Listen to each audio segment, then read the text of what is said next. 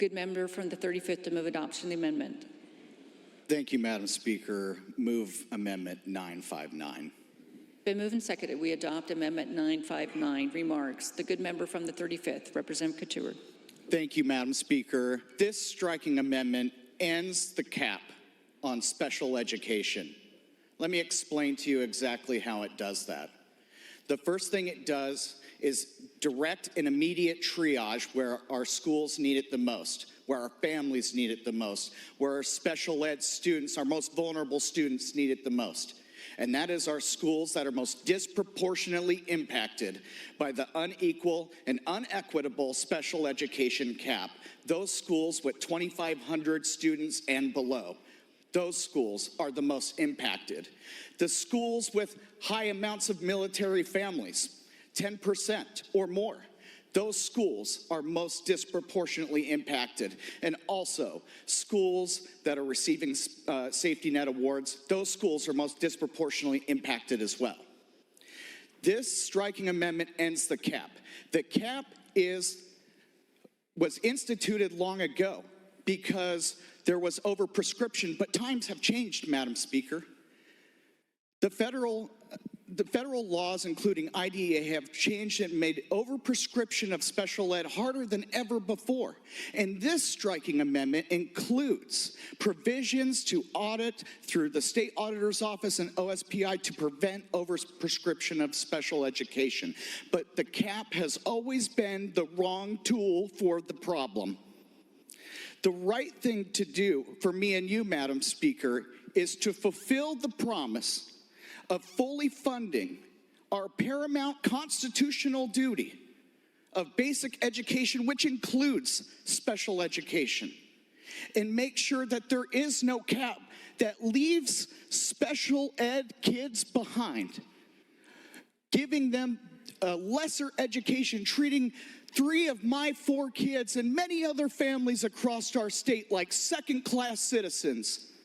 Madam Speaker, I urge you to join me in adopting this amendment. We have the absolute power to do this right now, and the fiscal note is no different than the underlying bill. Mere pennies, Madam Speaker, just mere pennies. Please vote yes. The good member from the 35th, Representative Couture. Thank you, Madam Speaker. Once again, rising in disappointment. How long will it have to take to follow our Constitution and make sure that every student gets the education that they deserve in the state of Washington? Permission to read? Please proceed. It'll be brief. FY25, the underlying bill, $28 million and some change. That last striking amendment, $28 million and some change. Over the 4-year period, $105 million as compared to the striking amendment, which was just $5 million more.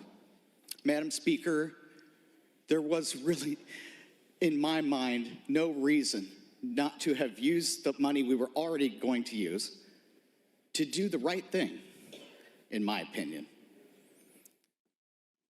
I have to go home tonight and look my kids in the eyes and talk to families just like mine who go through the hell of IEP meetings and trying to get services and supports that are so desperately under-resourced in rural schools because they're the most disproportionately impacted by the cap.